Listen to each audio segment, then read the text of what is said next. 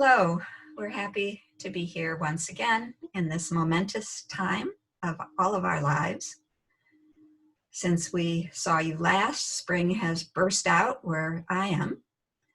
And of course, COVID-19 has continued to spread and grow.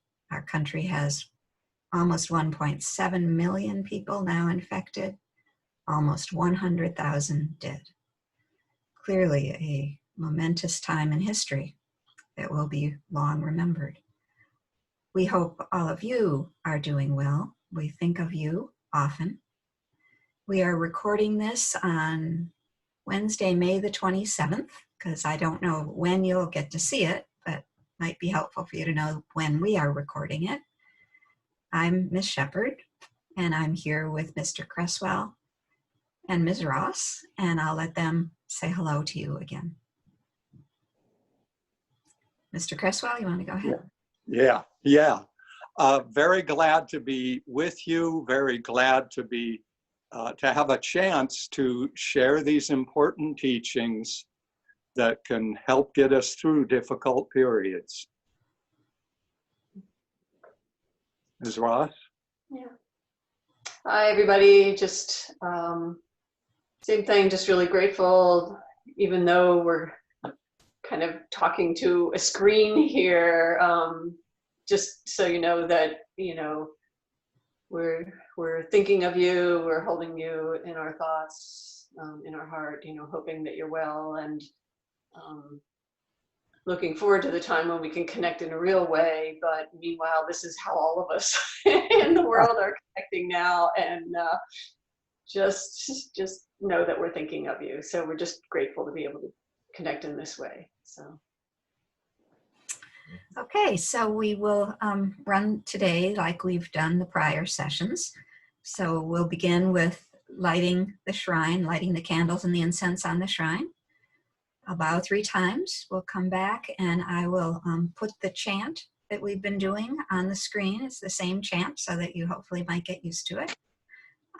We'll chant that chant. Then we'll put the shrine on the screen, and Mr. Cresswell will lead us in a guided meditation. Following the guided meditation, we'll have some reflections. Each of us will have a chance to offer reflection, and then we'll close the session for the day. So I will go light the candles.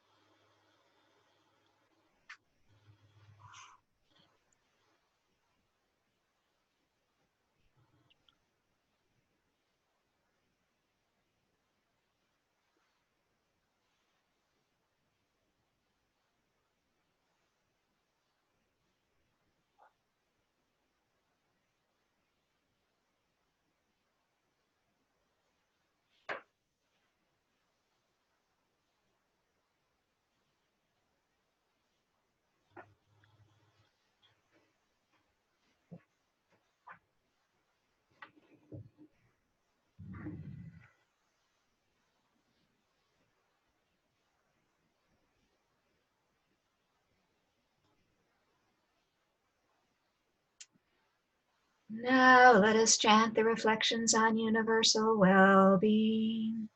May I abide in well-being, in freedom from affliction, in freedom from hostility, in freedom from ill will, in freedom from anxiety, and may I maintain well-being in myself.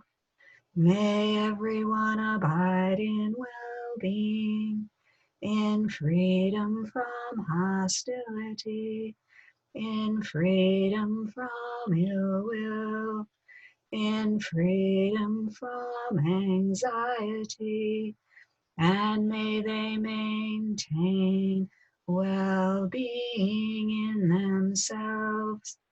May all beings be released from all suffering, and may they not be parted from the good fortune they have attained.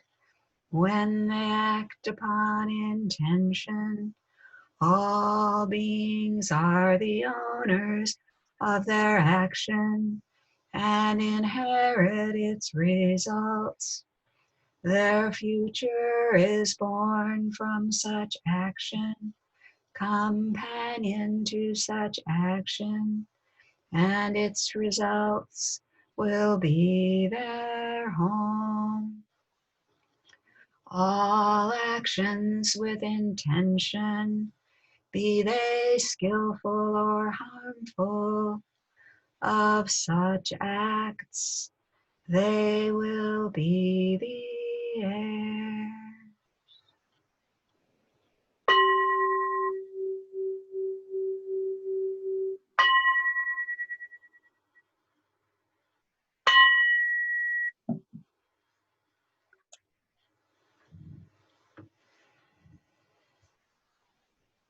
So bringing the body into an upright position, and then relaxing the body around that erect spine.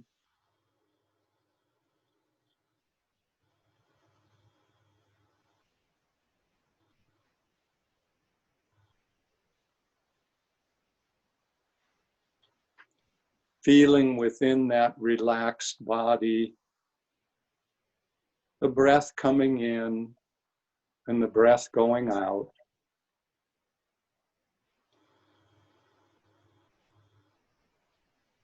Perhaps taking 2 or 3 slow, deep breaths to make the breath clearer.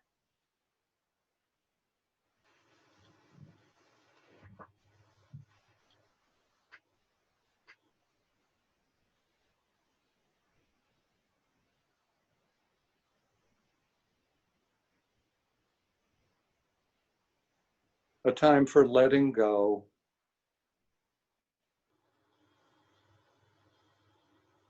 Letting go of our concerns, letting go of our anxiety, our apprehensions about the future, our resentments about the past.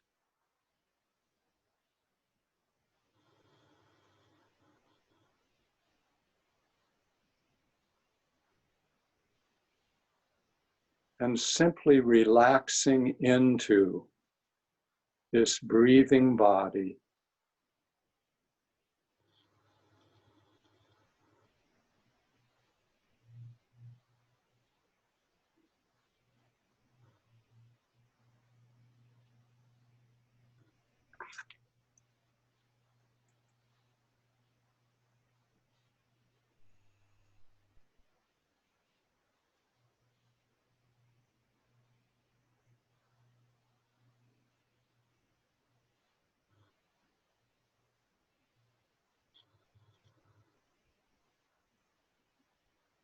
Feeling in the body for any tension that might be there, any tightness in the neck or in the shoulders or in the face.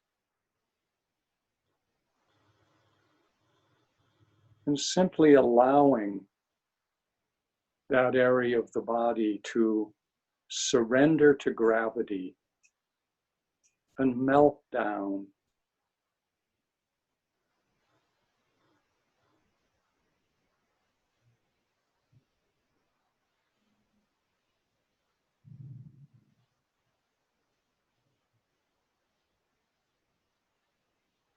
And allowing the breathing to help us both in keeping alert and in keeping relaxed.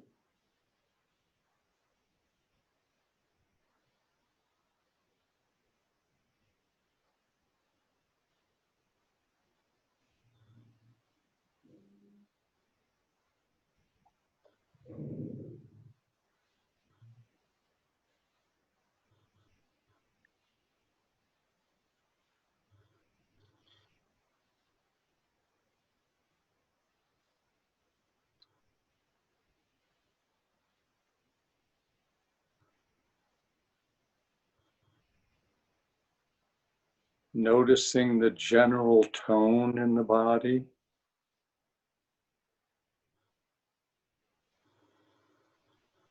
Whether there's some edginess or agitation.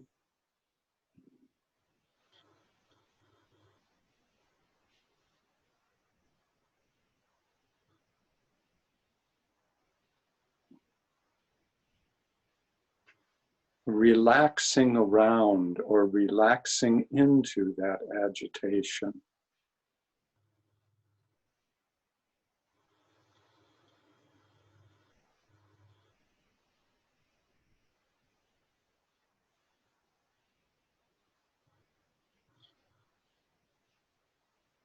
And watching what happens to it. Watching whether it changes.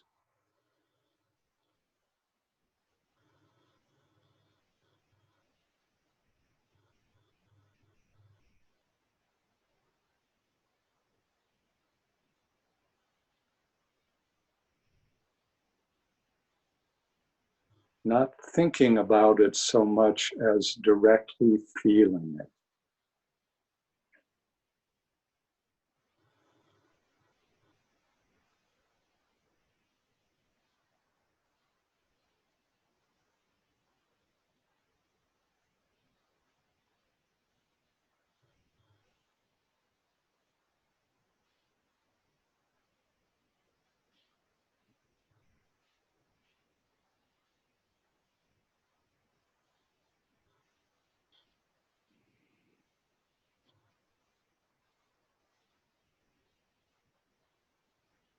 If the mind continues to be agitated, that is the mind,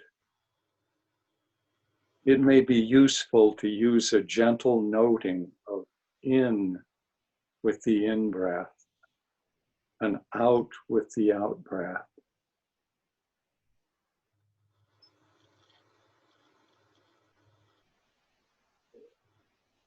Giving the mind something in addition to the body to put its attention on in a very neutral way. Continuing with the relaxing of the body.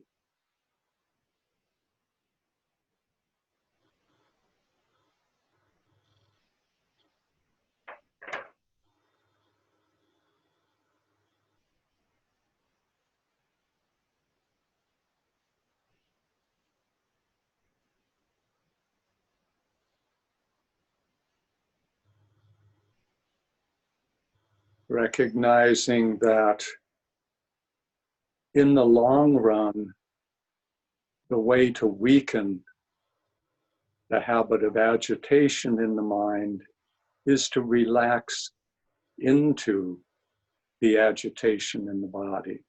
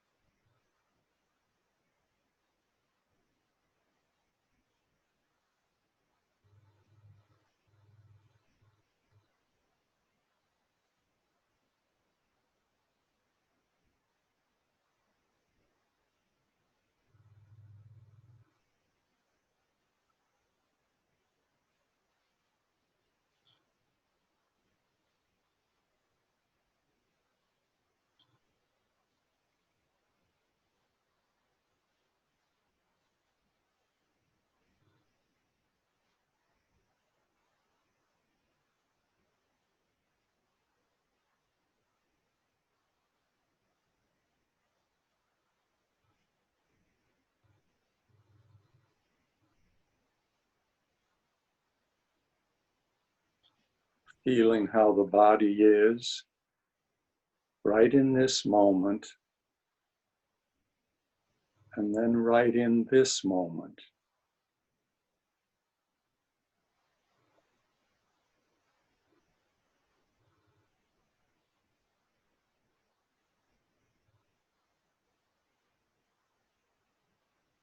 If there's agitation, getting interested in how that changes.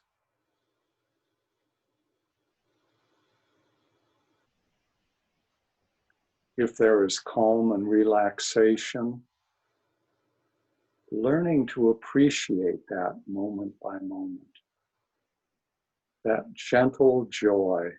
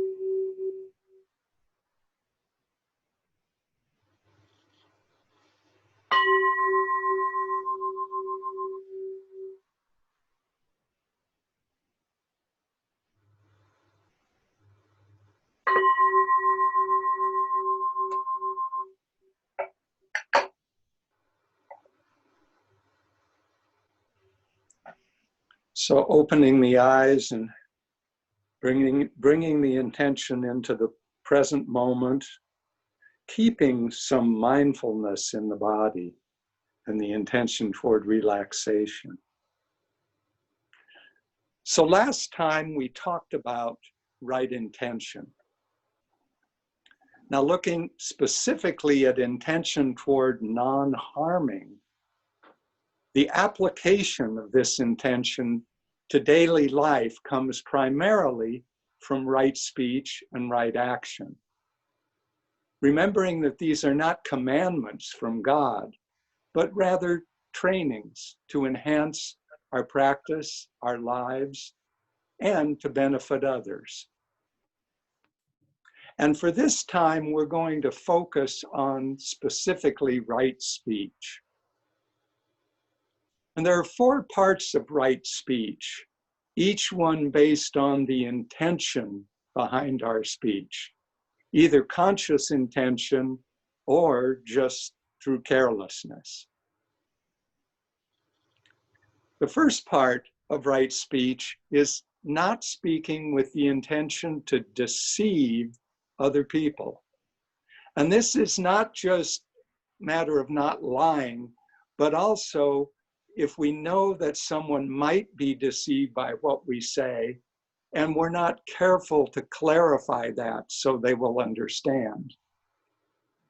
In fact, the positive aspect of this practice is to actively seek to foster truth and understanding in all circumstances. As with all of the parts of right speech, there may be extreme examples where we are wise to break a rule for the greater good. For example, say you are in Nazi Germany and you have a family of Jews living in your basement. The Gestapo knocks on your door. Your dedication to truth and understanding must temporarily yield to a more urgent need. Now, the second part of right speech is not speaking with the intention to hurt, either through harsh language or through a harsh tone of voice. This is one where carelessness can be a major factor, especially when we are angry or just irritated. The positive aspect of this practice is to speak in a way that is pleasant for people to hear. We learn the difference between firmly asserting our rights and speaking hurtfully. And as with all the other parts of right speech, the basic practice is to wait until we can see the situation clearly before we speak, and to exercise restraint. And here an example of acting against this part might be your small child running into the street. For their own good, you make sure that this is a very unpleasant experience for them, one that they will remember.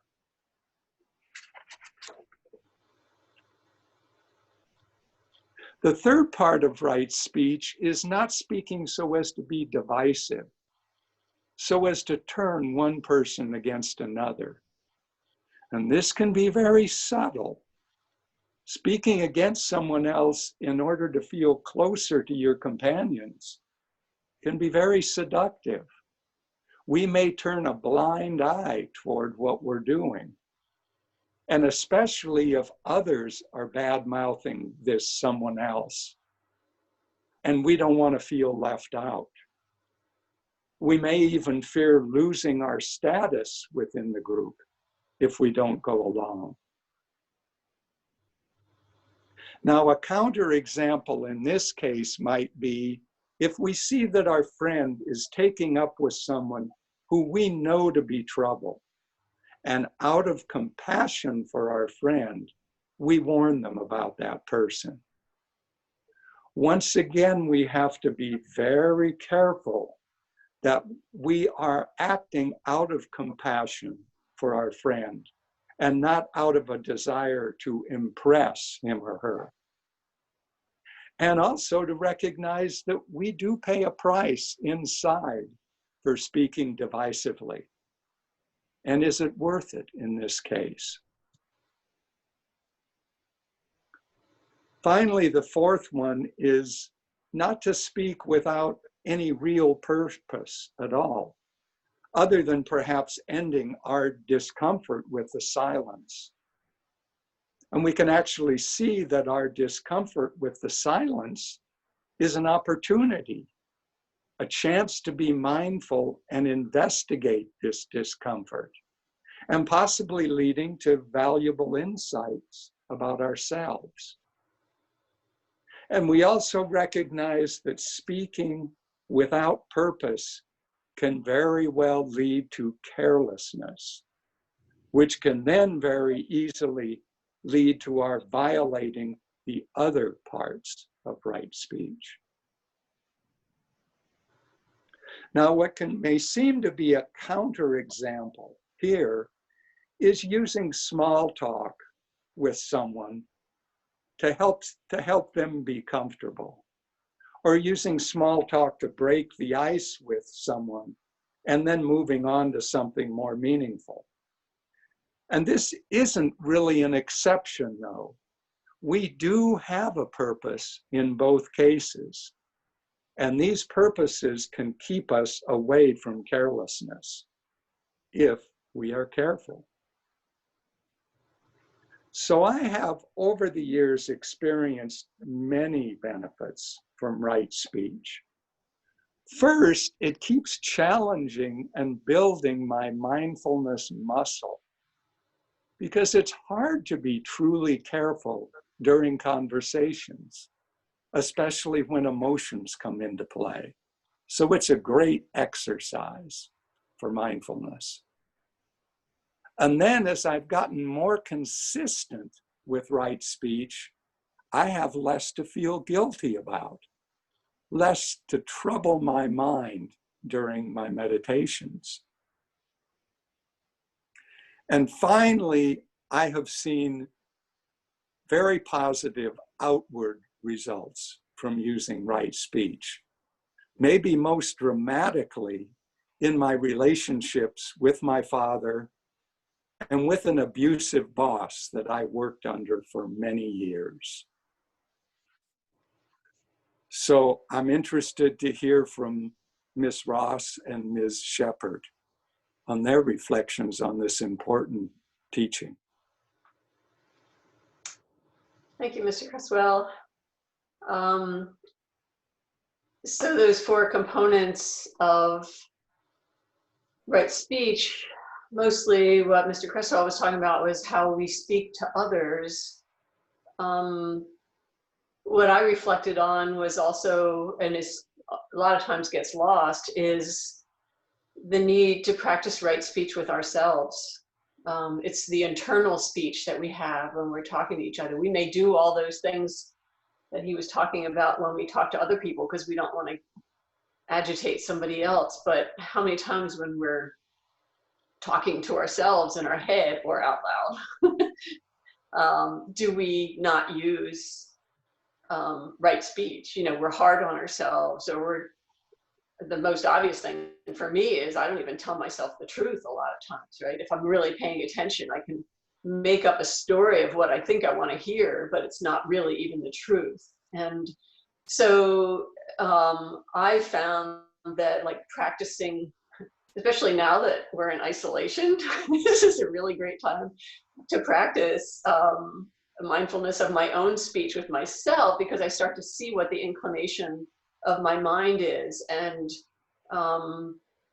is it helpful to me, and am I fabricating, making up stuff that if I were to actually say it out loud to somebody else, would that be helpful or not? Would it fall within those kind of 4 parameters that Mr. Cresswell was talking about? So that internal speech is a really good place to start. And like I said, I've had lots of practice over these last weeks to do that and reflect. And it's so it's interesting. I have a book by a monk who lives in California, Ajahn Pasano, who is a very wise, longtime practitioner, very wise person. And I just happened to be reading something by him that really, really hit home. And it relates to kind of that last thing I was talking about, is the fabrication, the story behind what actually is coming out of our mouth, whether it's, you know, to somebody else or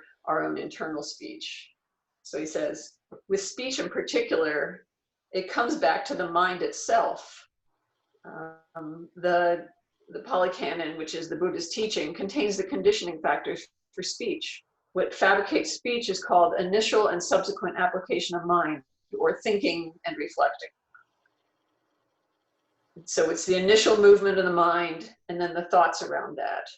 And we can actually, in our meditation, we can watch it happen.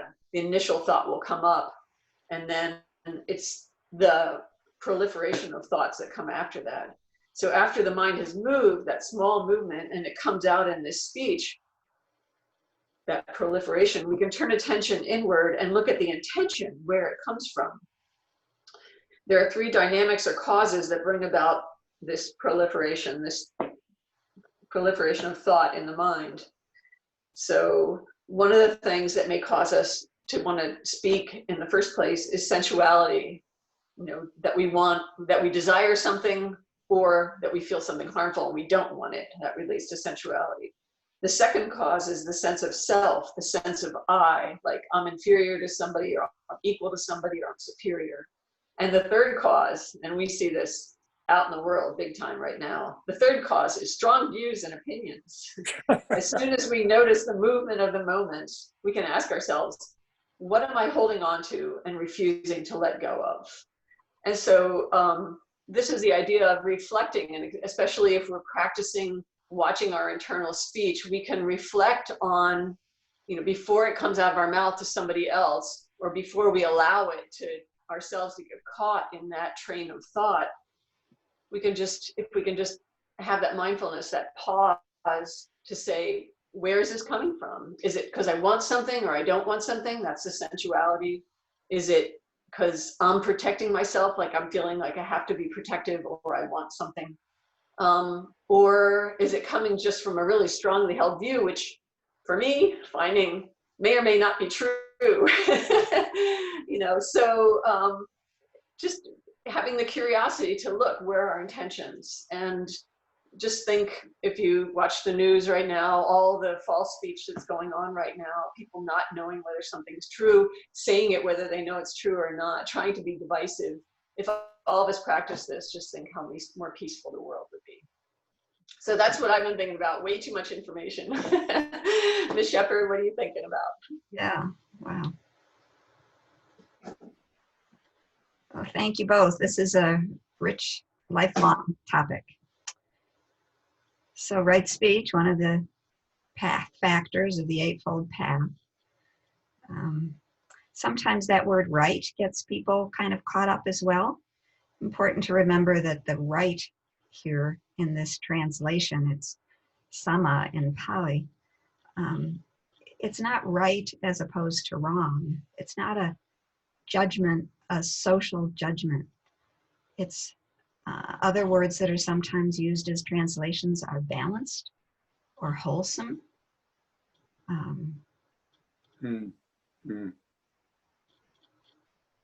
That what's being aimed at or pointed at is skillful speech, speech which does not cause more suffering for yourself or others.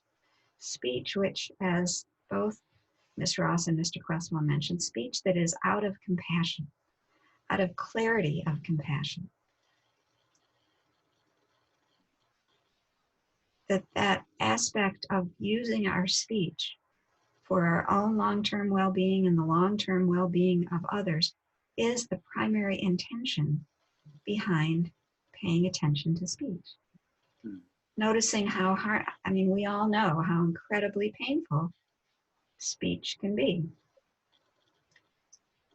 Whether it is speech that's been directed at us and is very hurtful, or speech that we say, perhaps even without much recognition of our intention, and how truly harmful and hurtful it can be, and how the memory of that speech, whether it was the speech that was received or the speech that was sent, can hang around for a very long time. And so, out of compassion for ourselves and for others, this teaching is urging us to pay attention, to not speak without thought, without mindfulness, without carefulness, without heedfulness. So sometimes one of the ways that these qualities of speech that we're aiming at are summarized is in terms of aiming at speech which is true, not an exaggeration. Noticing how frequently we exaggerate to make a point, to be more humorous, to be more strong or powerful in what we're saying. And that's actually misleading. It's not true. So this speech is aiming at that which is true to the best of our knowledge. The second quality of it is that which is useful, of benefit, needed. How often do people end up speaking because maybe they've been silent and everybody else has said something, and so it feels like, well, I probably should say something too. Otherwise people think, why am I not saying anything? Or sometimes people who have been in a lot of meetings talk about being in a meeting and all that needs to be said has been said, and yet they feel pressure from their supervisors that they have to say something too. That's not useful. It's not needed. It's extra. And certainly things like gossip, even sort of useless small talk, can be reflected upon in terms of whether, is this really useful? Does this really add anything to the world? Is this needed? That one can certainly be challenging, but also I think maybe opening to consider, to give ourselves a little bit more space, more freedom. Recognize we don't have to always be jumping in to say something. Maybe we can just wait and really take in some of the wise things or thoughtful things or kind things that other people have said. So true, useful. The third characteristic is pleasant. Now this one can be misleading because it doesn't mean that we only say things that are pleasant. It means, as Mr. Creswell was talking about, that we say things in a manner which is not harsh or nasty. That even if it's a difficult message to deliver, it can still be said in a kind fashion. And then the fourth one is timely. Is this the right time to say it? And what the Buddha was saying in this teaching, there's a sutta on this teaching of speech called the Abhaya Sutta. What he was saying is that all four characteristics need to be considered and hopefully present before we say anything. Mm-hmm. So it might be that something is true, but maybe at this moment it is really not useful. Maybe it's too late. Or maybe it is the wrong time. It's not a time when someone can hear that. So even if it's true, if it's not useful, maybe it's pleasant, but it is not the right time. The Buddha would urge us to refrain. Even if it's true, useful, and pleasant, but the timing is wrong, he would urge us to refrain. If it's useful and pleasant and timely, but not true, he would urge us to refrain. So this requires a good deal of reflection. Part of the reason we need that pause of mindfulness is to take in these various qualities, to consider. Maybe I can be fairly confident that it seems true in my experience. Maybe I'm not so sure, is it really useful right now? And maybe I'm not at all sure whether it's timely, whether that other person is in a place where they are able to actually hear it. And even if it is true, useful, pleasant, and that other person cannot receive it, maybe not the time. Maybe wait until it can be received and that other person can get the benefit of what you're actually trying to communicate. So this is a very deep and complex teaching. It's not one we, so it is one that is a lifelong practice. And applying it to our own internal speech, as Ms. Ross said, is also so important. Especially, as she said, noticing, is this exaggeration that I'm stating about myself that, oh, there I did it again and I always do that. It's just not true. You don't always do it. It's not true. You're not the worst person in the world. You're not the only person who's ever done that. All of those things really are exaggerations and untrue. So to take in, well, what does it mean that I'm willing to speak untruthfully to myself? That's not really very kind, is it? Not very useful, not very pleasant. So noticing how we speak to ourselves can be the very first way we begin to develop this difficult, profound practice of wholesome speech. And noticing that when we do speak in ways that are timely, that are kind, that are useful, that are true, how much more power our words have, how much more we are actually listened to and respected. And as important, how much more we respect ourselves. So this is a teaching that is not quick. There are a couple of beautiful Dhammapada verses. I know many of you have the Dhammapada, so let me read you a couple of them on speech. One is Dhammapada verse 133. It says, avoid speaking harshly to others. Harsh speech promotes retaliation. Those hurt by your words may hurt you back. Another good reason to avoid it. And then Dhammapada verse 52, as a beautiful flower with a delightful fragrance is pleasing, so is wise and lovely speech when matched with right action. So our speech is one form of action, but oftentimes our speech can also be matched with our physical actions, what we do, how we respond. But realizing that speech is actually a very powerful form of action, that our words make an enormous difference. So, right speech, something to consider for every moment of our lives. Let me get everybody back on screen. And I wondered, is there anything else anyone would like to add or reflect, having heard one another speak? Or just thought more? Well, Jan, I love your characterization of wholesome speech. I've heard right and I've heard skillful, but I love that wholesome. Why? And how it relates to just general our effort to be wholesome. Yeah. What does wholesome mean for you, Mr. Cresswell? You want to talk more?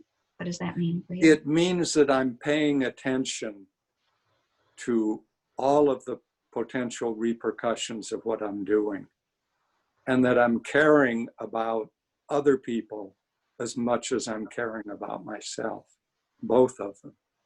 Yeah, sort of a reflection of compassion when we speak with wholesome. Yeah, universal compassion. Yeah. Thank you.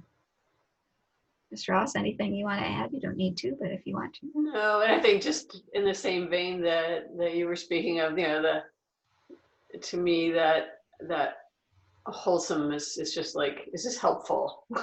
You know, like if you have to ask yourself one question, I kind of narrowed it down to that when I was trying to get myself to really pay attention to my speech. Like, is this helpful? You know, and it pulls in all of those components. You know, is this the time? Is it the right tone? Is it true? You know, all of those things get pulled in. Like, is it helpful? Yeah. You know, and that's, so it's a really powerful question. It sounds so simple, but we have to really look inside to know the answer to that, because a lot of times our minds will try to convince us that it's helpful, and reality is and that would be what my former therapist called misguided compassion. Yeah. Where you think it's helpful and it's not really. Right. Just saying. Absolutely. So that was way too much. No. If I could comment also on what Ms. Ross was talking about of internal speech, I think one thing that's very important about that is that internal and external speech really support each other one way or the other. If you're saying nasty things to other people, you will say nasty things to yourself too. Yeah. And oftentimes, if you notice that you're saying nasty things to other people, it's probably because you've gotten quite used to saying nasty things to yourself. Yeah, the other way too. Yeah, absolutely. And that is it helpful makes me think of, sometimes I think of it in terms of, is it really needed or useful? Those are the words that sort of resonate for me. And I think of it in terms of when I think of it in family settings. You know, when somebody's put something in the wrong drawer. Do I really need to tell them they've put it in the wrong drawer? Can I just move it to the right drawer? So, you know, things like that. You know, because, or is there, you know, should I wait for another moment when maybe it would be useful and helpful and there'd be an interest and it wouldn't feel like a criticism when that really isn't my intention at all. Mm. But those are hard. But absolutely the way we learn and practice. And I assume in a very tight setting, like most of you are in, things like where people put things makes a huge difference. And you're living to a very small space. And so figuring out how you speak to one another certainly is something you've reflected on and hopefully will be continuingly useful as you continue to reflect on it. So we're always very pleased to be able to be with you, even though this is a different way of being with you. It does feel to me like we're with you. And I hope it feels that way to you as well. And let's close with our dedication. I will put it on the screen.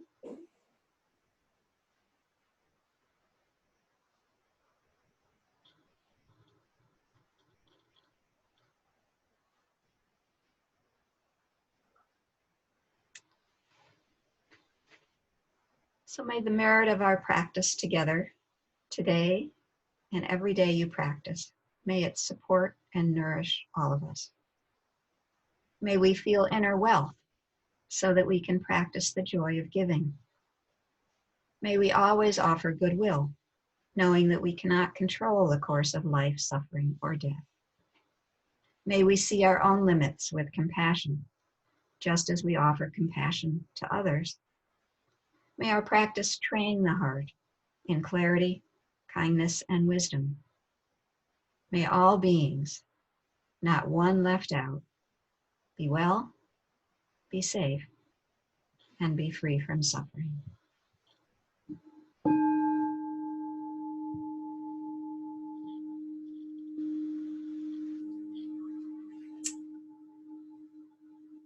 So may all of you be well, be safe, and be free from mental and physical suffering.